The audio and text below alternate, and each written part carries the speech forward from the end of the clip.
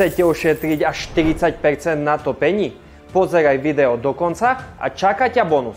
Takto presne vyzerá polosuchý cementový potier zblízka. A takto anhydridový potier.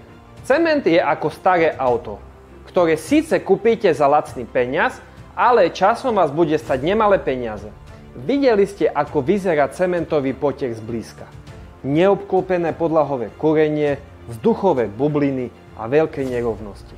A pre toto presne preplácate o 40% viac na energiách. Vzduch je najväčší nepriateľ podlahového kúrenia. Cement sa pomaly nahrieva a rýchlo vychladne. Buďte efektívni a pred výstavbou zvážte, či si dáte anhydridový potier alebo cementový. Komentuj pod týmto videom efektivita a pošleme ti do správy výskum, kde sa o tom dozvieš viac.